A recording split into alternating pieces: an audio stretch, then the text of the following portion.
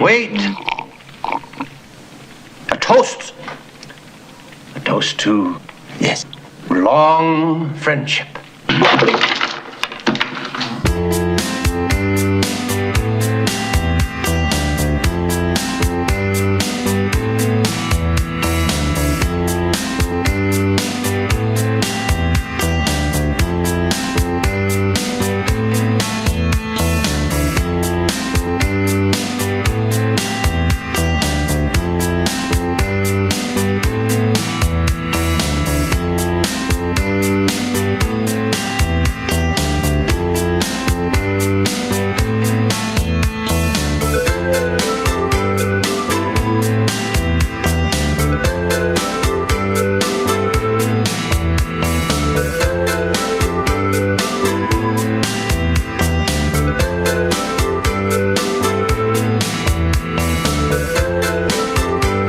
James Whale's Frankenstein from 1931, he also made Bride of Frankenstein in 1935, both in the same named retrospective, was followed by 7 sequels. For Mary Shelley's novel and adaptations, see the same named retrospectives. It's always like this, people I know read many books and save every dream, with all of their hope buried inside somewhere.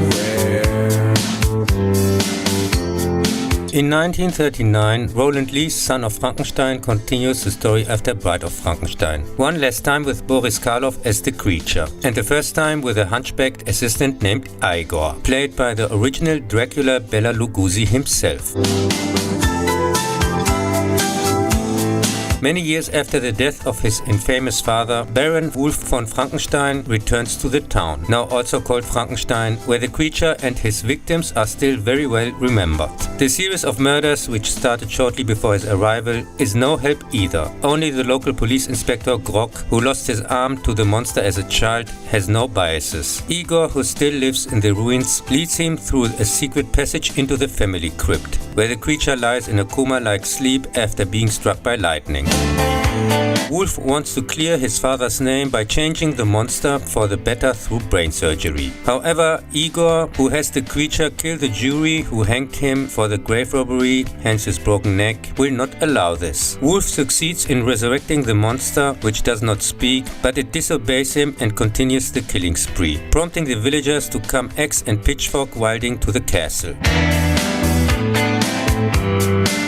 Son of Frankenstein received, probably rightly, mostly positive feedback and was a financial success. Personally, I think only the first 2 movies, but especially Bride of Frankenstein, are really good. And prefer, when it comes to the sequels, Mel Brooks' brilliant parody Young Frankenstein from 1974, which is why you should definitely have seen this one, which I didn't do as a child, because only Frankenstein and his bride were regularly shown on TV. I only found out about the other sequels and most movies in general in the 80s through the Lexicon of Science Fiction Film, the first book I ever borrowed from a library. When bring inside das book back to the library? I already said as soon as I got through it.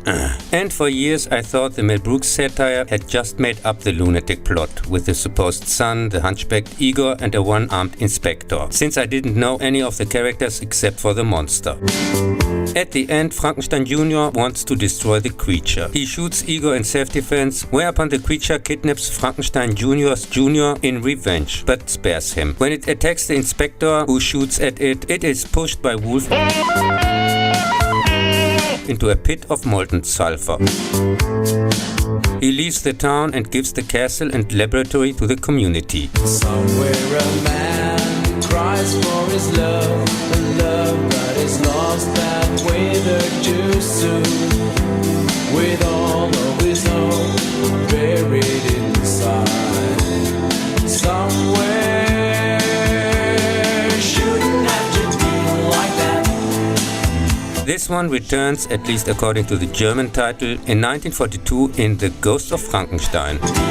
But not really, because here only the dead Igor does not even return, but is still there. And after the villagers blew up the castle, sets off with the weakened creature, now played by the original Wolfman Lon Chaney Jr., to the small town of Vasaria, where the pulled out of a head second son of the old Baron Frankenstein, Dr. Ludwig Frankenstein, lives and works as the director of an insane asylum. When the monster is overpowered and captured. After further murders, Igor blackmails Frankenstein Jr. too with exposure to help him free and cure the creature. After its escape, it kills Ludwig's assistant, but he is able to stun it. The ghost of his father appears to him, and he and his colleague Dr. Bohmer set about replacing the creature's brain, which kidnaps a little girl in the meantime, with that of the dead assistant.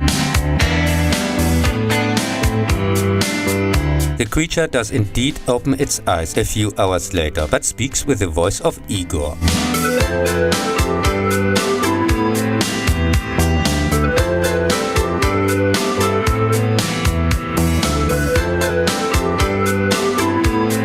The movie didn't go down so well with critics, who quite rightly criticized the extremely weak script, but good enough with audiences to justify further sequels. It was still the last one with the creature as the only monster. Director Early C. Kenton, who made in 1932, with the undeserved flop at the time and therefore almost unknown today, The Island of Lost Souls, the first and best adaptation of H.G. Wells' classic The Island of Dr. Moreau. Later also directed House of Frankenstein and House of Dracula from the series.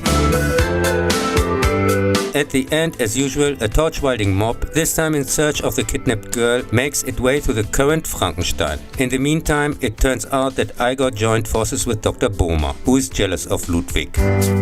And suddenly goes blind because he and the creature, and this is no joke, supposedly have different blood types. Obviously written into the script by someone who is waiting for a new donor brain himself. Thanks to this super lame explanation, the blind Igor monster understandably gets mad. I would be angry too if someone told me such nonsense, which sets the lab on fire, and everyone except Frankenstein's daughter Elsa is buried under the burning rubble. So all you can say is we need more time to get through the things that need to be said, with all our trust buried inside somewhere.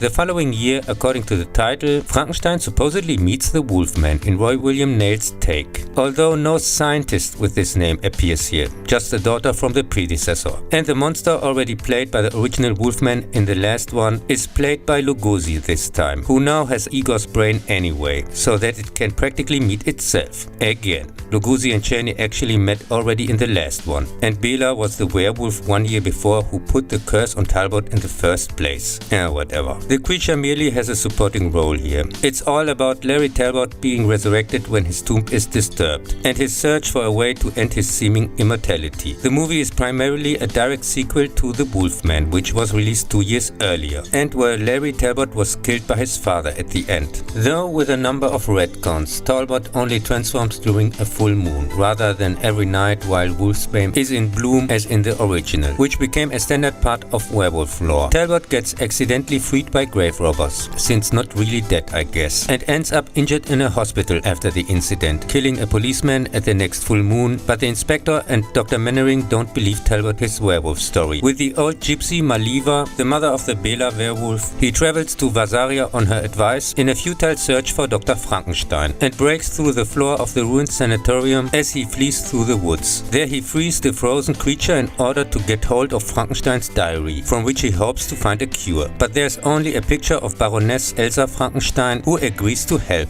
During the village party, Dr. Mannering comes to Vasaria to bring Talbot back to England, but when the creature also appears, they both flee. Meanwhile, Elsa finds the diary, according to which the secret of the werewolf's curse and the creature's superhuman strength lies in an excess of electrical energy in its body. And if this is reduced, Talbot should become a normal human again.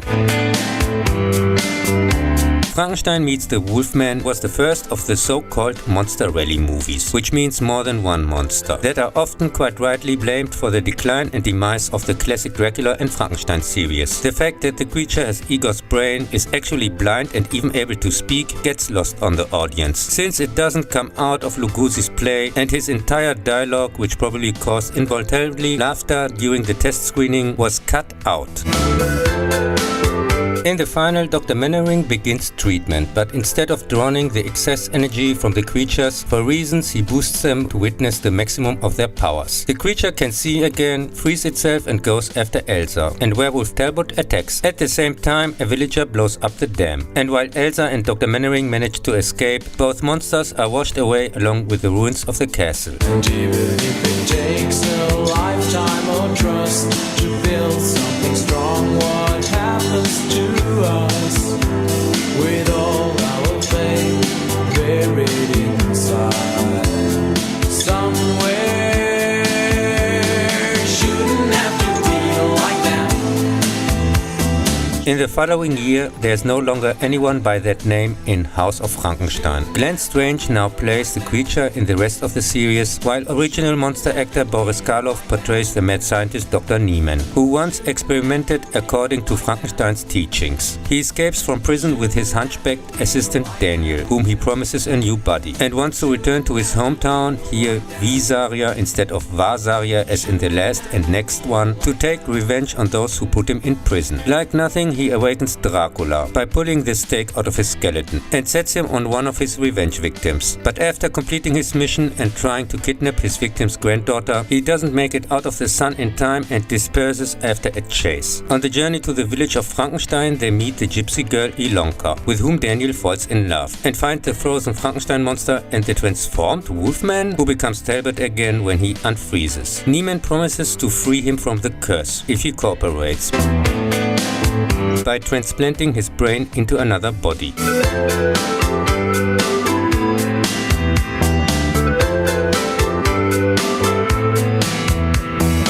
He takes them to his old laboratory in Visaria to recharge the creature with energy and kidnaps the two remaining revenge victims for the purpose of brain transplantation. Talbot no longer believes that Niemann really wants to help him, but Ilonka, who loves him dearly in the meantime, procures a silver bullet, which, fired into his heart by someone who really loves him, would bring salvation. It's always like this. People I know read many books and save every dream, with all of their hope buried inside somewhere. House of Frankenstein without Frankenstein, it's not his house either, as it was washed away in the last one, was rightly crucified by critics, but still successful at the box office and is at least not as bad as, with almost same cast and crew, its sequel House of Dracula, which is also not set in his castle, but in a kind of monster flat-sharing community by a Jekyll and Hyde wannabe, already staked in the Dracula retrospective. Originally, the Mummy, See the Same Named Swan song was also supposed to appear in this simple-minded crap at kindergarten level, but was removed from the so-called script for cost reasons. In addition, Dracula, also because of Bela Lugosi's awful creature appearance from the predecessor, was portrayed by a different actor. Somewhere a man cries for his love, the love that is lost that withered too soon, with all of his hope buried inside somewhere. Shouldn't have to feel like that. At the end, and I really mean in the last minutes of the movie, Niemann finally awakens the creature, while the villagers once again set off with torches to the current Frankenstein replacement. Shouldn't have to feel like that. Ilonka shoots Talbot before dying herself, causing Daniel to rebel against his master, and thrown out of the window by the creature. The mob invades the lab and drives the monster, with Niemann under his arm, into the swamp, where they sink into quicksand. Shouldn't have to feel like that.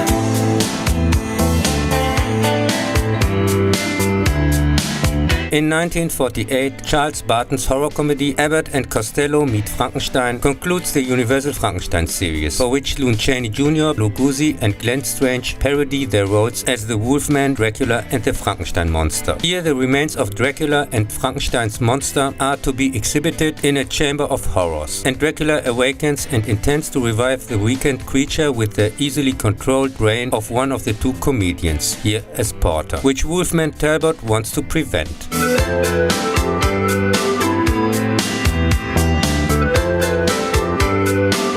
The The first of the Abbott and Costello Mead movies rightly received mostly positive feedback and is widely regarded as the best of the series. In the following years they also meet The Invisible Man, Jekyll and Hyde and The Mummy. Boris Karloff declined at that time, but did publicity work as long as he didn't have to watch it, according to his own statement, and posed, for example, for publicity shots with a ticket in front of a movie theater.